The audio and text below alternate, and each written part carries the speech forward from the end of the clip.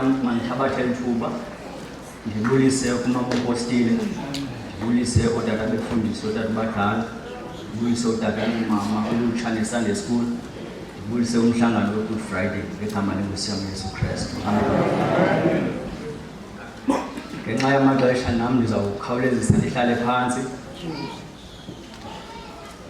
Ootata abasuka kule ndawo sebethethe kakhulu, bacacisile kwacaca. Mayibongwe inkosi. Ndingalibazisanga ke masifumane ilizwi lethu kwincwadi kaLuka chapter 23 verse 46.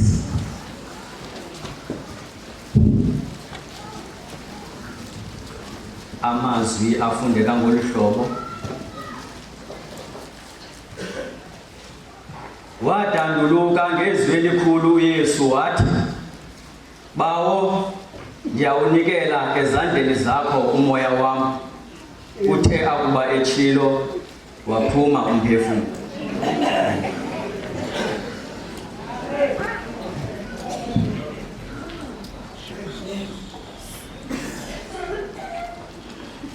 Bamthathile egadeni, bahamba naye,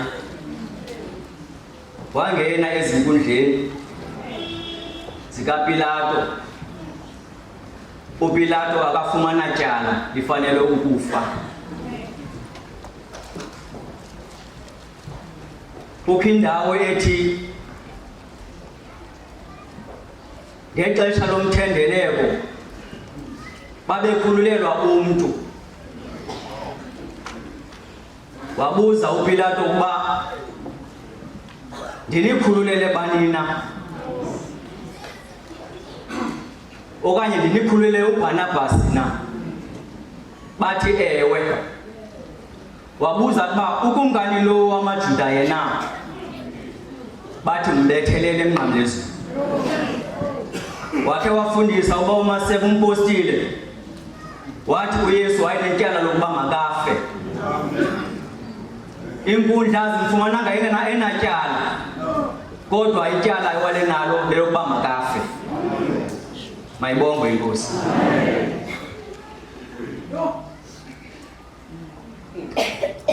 Zenziwe izinto ezibuhlungu kuye. Bamnyelisile, bamthukile. Umzimba wona uvukuvuku, akakhangeleki. Mayibongwe inkosi.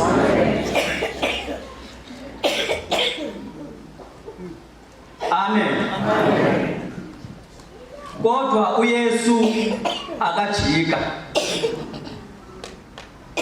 Ukhona bathi uba ngunyana kaThixo zisindise. Uthetha abantu ebebencedwa nguYesu kwizizalwane zabo izolo. Ubavusile abafileyo babo. Uyiphilisile imilwelo yabo. Kodwa namhlanje abamasi.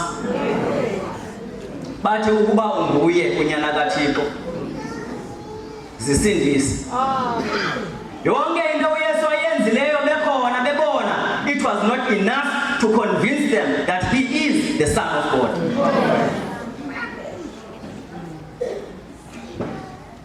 Ngoku bathi uba ngunyana kaThixo zisindise. Ubethelelwe nabantu ababini abangaboni, omnye usekunene omnye usokhohlo. Ithi iBhayibhile omnye wabo wayemnyelisa uYesu, naye ephinda namazwi uba ngunyana kaThixo zisindise, usisindise nathi. Mayibongwe inkosi. uThixo akatyhileki kubantu bonke ngexesha elinye. Mayibongwe inkosi. Uyamnyelisa uThixo. Uthi uba ngunyana kaThixo zisindise, usisindise nathi. Ngoba uyayiqonda kakuhle uba yena okanye bona abanawo amandla okuzisindisa. Badinga umntu othile onamandla okusindisa. Mayibongwe inkosi. Laphendula elinye lathi akumoyiki na uThixo. uThixo. Uthi thina silapha sigwetwe ngokufanelekileyo ngesikwenzileyo. Mayibongwe inkosi. Uthi ukanti lona yena akenzanga nto imbi. Mayibongwe inkosi. Umlumkele umuntu osondele kuye. Umlumkele lo muntu osondele kuye. Zifundisa ukuzimela phambi koThixo. Uzawufa ngomso lomntu okanye wena uzawufa ze lo mntu ngomso ayilungise indlela yakhe noThixo.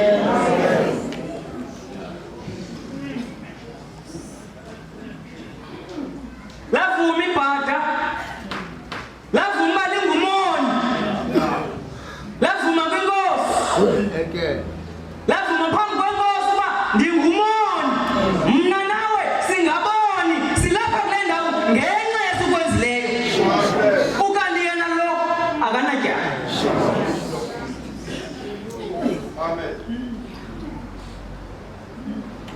Wathi inkosi uzundikhumbula. Akalibazisa uYesu. Wathi today. Ulapha namhlanje. Ulapha ndikwazi. uYesu akalibazisi. uYesu ujishana nomuntu ovumayo.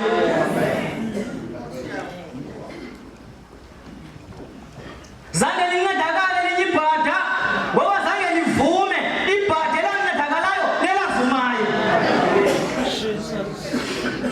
Wathi uYesu today. Akalibazisa wathi today. Wena ndihamba nawe today. Uthi ndizawuba nawe. Mayibongwe inkosi namhlanje. Mabili lamabhada kodwa wanyuka nelinye. Umlumkele lo kusecango kwakho.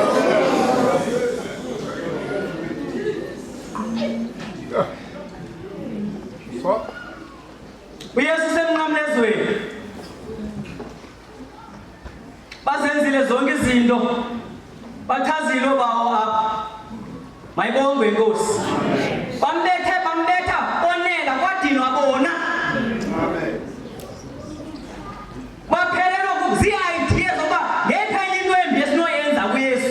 Zaphela ii-ideas. Bamyeka nje lengemnqamlezweni. Mayibongwe inkosi.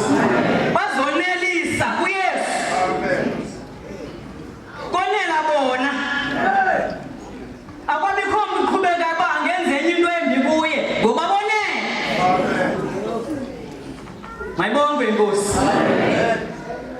Wadanduluka uYesu.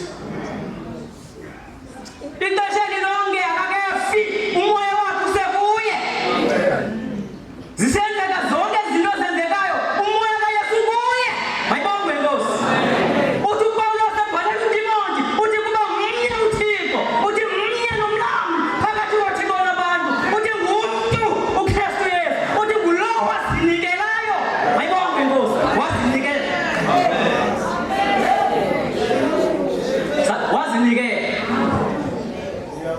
Azange abulalwe ububi obamehlele, akazange abulawe zisebhokhwe, akazange abulawe ngamazwi amabi ababewathetha kuye, kodwa wazinikela. Ngeyona nto wayizele le, uzowufa.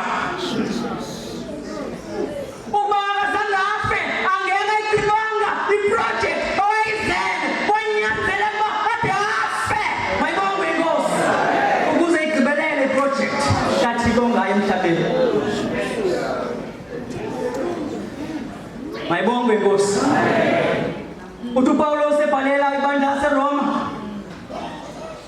Uthi basizibaleke ekuthini lokuba uYesu wafa nathi safanayo. Mayibongwe inkosi. Sabhabhatiselwa kunye naye ekufeni kwakhe. Ithi iBhayibhile ukufa okufayo wakufa kwabakanye isono. Mayibongwe inkosi. Ithi ubomi obudlayo budlayo ebulungiseni kaThixo. Ithi iBhayibhile kwenye indawo umuntu ofile akoni. Akakoni umuntu ofileyo ngoba ufile. Mayibongwe inkosi. Ufile Singawenza umzekelo practical. Mhlambe bakhona onesi apha ekhaya bayamazi umuntu ofile kanjani. Noma ungambiza ngegama lakhe akarespond. Amen. Ngoba the person is dead.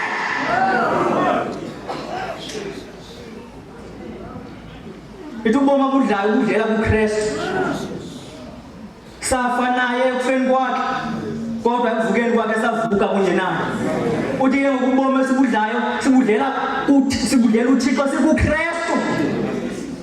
Ngoba ke kulomuntu akusekho kona mayibongwe inkosi. Ungumuntu omtsha, unobomi obutsha mayibongwe inkosi. Akusekho kona.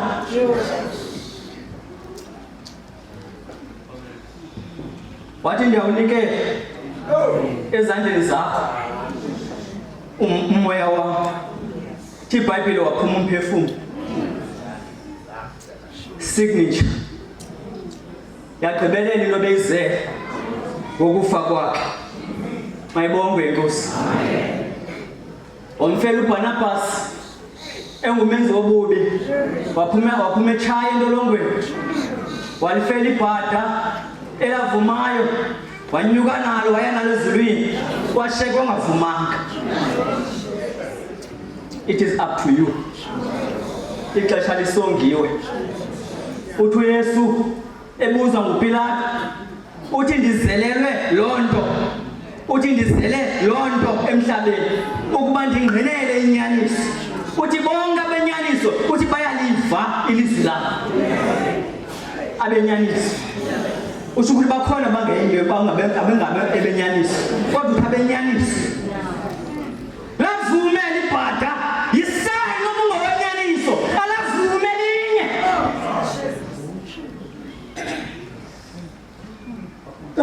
Uthi abenyaniso bayaliva ilizwi lakho. Mayibongwe inkosi. Uthi bayaliva.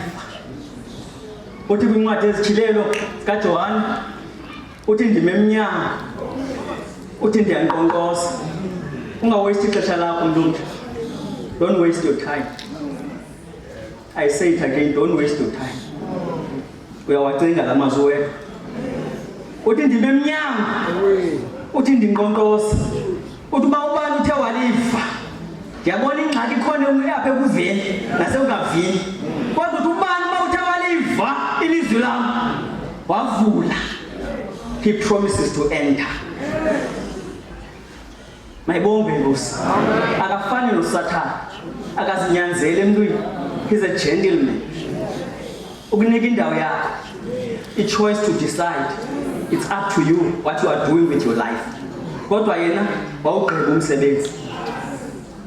Ibhola isezandleni zakho. Uthini namhlanje? Mayibongwe inkosi. Sikule ndlela sisemzimbeni. Usawule uPawulos engekadibani nenkosi uYesu emveni kokufa kaStefano naye waliphatha kakubi bandla kakhulu. Mayibongwe inkosi. Lingonwabi. Kodwa eDamasko lajika izinto. Wadibana noYesu. Mayibongwe inkosi. Wadibana naye kwatshintsha izinto. Kwatshintsha ukuthetha, kwatshintsha ukwenza, kwatshintsha ukucinga. Izihlobo ii-enemies zazihlobo ngoba udibene noYesu. Ndiba kunjalo nakwabaninzi. Xa udibene noYesu bakuchange. And the change ingqelwana ngabantu bayayibona bayikhona into eyenzekileyo kulo muntu. Usekhona namhlanje. Ithi iBhayibhile nguyizolo. Ithi nguye namhlanje. Ithi yokuba nguye ngonaphakade. Amen.